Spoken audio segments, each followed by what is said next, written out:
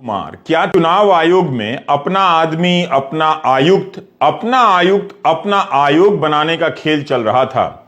आखिर ऐसी क्या मजबूरी रही होगी कि किसी को चुनाव आयुक्त बनाने के लिए सारे फैसले बिजली की गति से लिए गए। फैसलों की रफ्तार इतनी तेज थी कि सुप्रीम कोर्ट को भी शक हो गया और अब अदालत ने मुख्य चुनाव आयुक्त की तरह चुनाव आयुक्त की नियुक्ति और हटाने का भी सिस्टम बना दिया है। G20 के प्रचार के साथ मदर ऑफ डेमोक्रेसी का स्लोगन आपको चारों तरफ दिखाई दे रहा होगा और उसी बीच यह खबर भी कि मदर ऑफ डेमोक्रेसी के चुनाव आयुक्त की नियुक्ति में किस तरह का खेल चल रहा है। ऐसा लग रहा है कि मदर ऑफ डेमोक्रेसी में सारे फैसले फादर ऑफ पावर ही तय कर रहे हैं। मदर ऑफ डेमोक्रेसी रसोई में आटा सान रही है। 75 साल रटते रहे कि यह नहीं हुआ वो नहीं हुआ, लेकिन 8 साल में यह क्यों नहीं दिखा कि चुनाव आयुक्त की नियुक्ति किस तरह से की जा रही है। सुप्रीम कोर्ट ने चुनाव आयुक्त की नियुक्ति को लेकर जो फैसला दिया है उसे हर किसी को पढ़ना चाहिए। आदेश पत्र में आपको केवल यह जानने को नहीं मिलेगा कि आगे से क्या होगा, बल्कि यह भी जान सकेंगे कि इस समय और इसके पहले क्या खेल चल रहा होगा। अपना आदमी अपना आयुक्त अपना आयोग का नारा चल रहा था।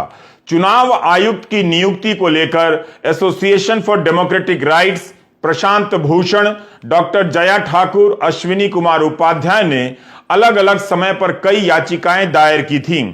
इन्हीं सब पर सुनवाई चल रही थी। तभी अरुण गोयल को चुनाव आयुक्त के पद पर नियुक्त किया जाता है और उसे लेकर संविधान पीठ की तरफ से जो सवाल पूछे गए उन सवालों से साफ होने लगा कि चुनाव आयोग के पदों पर किसे और किस तरह से बिठाया जा रहा है। अनुमान लगाए जा सकते हैं कि जिसे बिठाया जा रहा है वो खास है या योग्यता के कारण बिठाया जा रहा है। Justice KM. Joseph, justice Ajay Rastogi, justice CT. Ravi Kumar, justice Aniruddha Bose, justice Hrishikesh Roy की संविधान पीठ चुनाव आयुक्त की नियुक्ति को लेकर सुनवाई कर रही थी, जिसका फैसला 2 मार्च को आया है। अरुण गोयल पंजाब काडर के आईएएस अधिकारी अपनी मर्जी से सेवानिवृत्त होते हैं, स्वैच्छिक सेवानिवृत्ति लेते हैं, वीआरएस लेते हैं और उसी समय चुनाव आयुक्त के पद पर नियुक्त कर दिए जाते हैं। कोर्ट को शक हो गया कि 24 घंटे में कैसे किसी को चुनाव आयुक्त जैसे पद पर तैनात कर दिया जाता है। लिहाजा कोर्ट ने सरकार से कहा कि नियुक्ति की प्रक्रिया की फाइल पेश की जाए। यही नहीं, जब यह मामला कोर्ट में सुना जा रहा था उसके बीच में ही प्रधानमंत्री अरुण गोयल के नाम की सिफारिश कर देते हैं। जस्टिस अजय रस्तोगी ने पूछा कि 24 घंटे में नियुक्ति भी हो गई? इतनी तेजी से कैसे सारे पहलुओं की पड़ताल कर ली गई? किस आधार पर कानून मंत्री ने 40 में से 4 नामों को शॉर्टलिस्ट किया? कोर्ट ने कहा कि नियुक्ति की प्रक्रिया पर सरकार के जवाब से कोर्ट संतुष्ट नहीं है। जस्टिस बोस ने भी कहा कि इतनी रफ्तार से अरुण गोयल की नियुक्ति संदेह पैदा करती है। जस्टिस रस्तोगी कहते हैं कि उसी दिन प्रक्रिया शुरू होती है, उसी दिन आवेदन होता है, उसी दिन नियुक्ति हो जाती है। कोर्ट ने पूछा कि चुनाव आयुक्त नियुक्त करने की प्रक्रिया क्या है? यह कोर्ट की पंक्ति ही है कि देश को घुटनों के बल झुककर सरकार की हां में हां मिलाने वाला चुनाव आयुक्त नहीं चाहिए, यस मैन नहीं चाहिए। तो क्या सरकार यस मैन नियुक्त कर रही थी? देश भर में लाखों युवा सरकारी भर्तियों की प्रक्रिया पूरी होने के इंतजार में 3-4 साल तो गवाही देते हैं, महीनों इंतजार करते हैं। उन युवाओं को समझ नहीं आएगा कि उनकी परीक्षा का रिजल्ट 3 साल में भी पूरा नहीं होता और उसी सरकारी सिस्टम में चुनाव आयुक्त 24 घंटे के भीतर नियुक्त कर दिए जाते हैं। चुनाव आयुक्त अरुण गोयल जब अपने बारे में इस फैसले को पढ़ रहे होंगे तो उन्हें कैसा लगेगा? क्या वे इन सवालों से गुजर रहे होंगे कि कोर्ट की इन टिप्पणियों के बाद उनका इस पद पर बने रहना ठीक नहीं? हटाने की प्रक्रिया जो भी हो, कम से कम नैतिक रूप से ठीक नहीं लगता। कोई पूछने की हिम्मत तो नहीं करेगा। ना ही किसी ने कहा है कि अरुण गोयल को चुनाव आयुक्त के पद से इस्तीफा दे देना चाहिए। लेकिन क्या अरुण गोयल की अंतरात्मा उनसे यह सवाल कर रही होगी? संविधान पीठ के फैसले में अरुण गोयल के बारे में जो लिखा गया है, हम उसका भावानुवाद कर रहे हैं, शब्दशः अनुवाद नहीं है। संविधान पीठ के फैसले में लिखा है कि इस नियुक्ति के संदर्भ में कुछ खास चीजों को नोटिस किया जाना चाहिए। 15 मई 2022 से यह पद खाली पड़ा हुआ था। 17 नवंबर को संवैधानिक पीठ ने प्राथमिक तौर पर सुनवाई की और अगले ही दिन यानी 18 नवंबर को भी सुनवाई हुई। अंतरिम याचिका पीठ के सामने लंबित थी। तभी संबंधित अफसर की सिफारिश को कानून मंत्रालय आगे बढ़ाता है। प्रधानमंत्री अनुशंसा यानी मंजूरी देते हैं। मर्जी से रिटायर होने के आवेदन को मान लेते हैं। रिटायरमेंट के 3 महीने बाद तक कोई भी पद ना लेने की शर्तों में रियायत दे दी जाती है और राष्ट्रपति नियुक्ति के आदेश जारी कर देते हैं, नोटिफाई कर देते हैं। यह सब एक दिन में किया जाता है। इसमें कोई शक नहीं कि ऐसी नियुक्तियों पर रोक के अंतरिम आदेश नहीं थे, लेकिन उसी समय एक याचिका कोर्ट के सामने थी जिसमें मांग की गई थी कि खाली पदों को स्वतंत्र इकाई के जरिए भरा जाना चाहिए। कोर्ट की इस टिप्पणी को आप नकार नहीं सकते।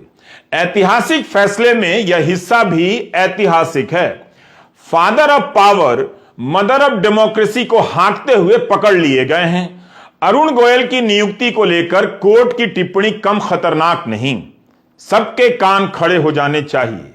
बल्कि गनीमत है कि कोर्ट ने इस खतरनाक खेल को पकड़ लिया और जनता के सामने ला दिया है। पीठ ने अपने फैसले में लिखा है कि अरुण गोयल दिसंबर 2022 में रिटायर होने वाले थे। वे मर्जी से रिटायरमेंट लेते हैं। वीआरएस 4 लोगों के पैनल में सबसे कम उम्र वाले वही थे। प्रधानमंत्री को सिफारिश भेजी जाती है कि उनकी उम्र और उनके अनुभवों को देखते हुए चुनाव आयुक्त के पद के लिए योग्य समझा जा सकता है। उसी दिन प्रधानमंत्री भी मंजूरी देते हैं। उसी दिन उनके रिटायर होने के आवेदन को भी मंजूर कर लिया जाता है। क्या अब भी आप नहीं समझे, ना समझेंगे? अरुण गोयल की नियुक्ति चुनाव आयुक्त के पद पर हो, इसके लिए 24 घंटे के भीतर कानून मंत्रालय से लेकर प्रधानमंत्री कार्यालय और राष्ट्रपति भवन कितनी फुर्ती से काम करने लगे। अदालत ने पर्याप्त तरीके से सबकी भूमिका उजागर कर दी है। ना कहते हुए भी बहुत कुछ कह दिया है। मतलब जिस दिन रिटायर होते हैं उसी दिन चुनाव आयुक्त बना दिए जाते हैं। संविधान पीठ ने लिखा है कि हमें थोड़ी हैरानी है कि अगर अफसर को आयुक्त के पद पर नियुक्त करने की जानकारी नहीं होगी तो उन्होंने 18 नवंबर को ही स्वेच्छा से सेवानिवृत्ति का आवेदन क्यों दिया? आप समझे इस खेल को? क्या यह सब संदेह के लिए पर्याप्त कारण नहीं है? क्या उन्हें पता नहीं होगा अरुण गोयल को कि चुनाव आयुक्त बनाया जाना है, इसलिए 1 महीना पहले रिटायरमेंट ले लेते हैं? कोर्ट ने यही तो पूछा है ना कि अगर ऐसी कोई जानकारी नहीं थी कि चुनाव आयुक्त बनाया जाना है तो उसी दिन सेवानिवृत्ति का आवेदन क्यों दिया? सुप्रीम कोर्ट के ऐतिहासिक फैसले में अगर कोई हिस्सा है, मैं फिर से दोहरा रहा हूं, यही हिस्सा सबसे ऐतिहासिक है। और इस आधार पर अगर यह ऐतिहासिक माना जाता है तो अरुण गोयल की नियुक्ति पर संविधान पीठ की टिप्पणी पर कोई कार्रवाई होनी चाहिए। इसलिए हमारा सवाल है कि चुनाव आयोग जब यह फैसला पढ़ रहा होगा या पढ़ेगा सबके साथ, तो चुनाव आयुक्त अरुण गोयल क्या इस फैसले से खुद को अलग कर पाएंगे? क्या इस फैसले में उनकी नियुक्ति पर पर्याप्त संदेह जाहिर नहीं कर दिया गया है? अगर सुप्रीम कोर्ट ने हैरानी या संदेह जाहिर कर दिया है तो क्या उन्हें खुद से यह पद छोड़ नहीं देना चाहिए? आप देख रहे हैं रवीश कुमार ऑफिशियल। सवाल बहुत सख्त हैं, मगर सवाल अगर हैं तो यही हैं। सुनवाई के दौरान संविधान पीठ ने कहा कि हम देखना चाहते हैं कि क्या जिस तरह से नियुक्ति हो रही है उससे इस पद पर कोई स्वतंत्र व्यक्ति आ सकता है। जस्टिस सीटी रवि कुमार ने सरकार से पूछा कि हमेशा किसी नौकरशाह को ही चुनाव आयुक्त क्यों बनाया जाता है। सुप्रीम कोर्ट की संविधान पीठ ने पूछा कि चुनाव आयोग में क्या सुधार हो ताकि इसकी स्वायत्तता खतरे में ना पड़े। 4 दिनों तक सुनवाई चली। इस आदेश के बाद सरकार को जवाब देना चाहिए जनता के बीच जाकर, कानून मंत्रालय को जवाब देना चाहिए जनता के बीच, और प्रधानमंत्री को भी जवाब देना चाहिए कि चुनाव आयुक्त के पद पर अरुण गोयल की नियुक्ति पर सुप्रीम कोर्ट ने जो लिखा है उस पर उनका क्या कहना है।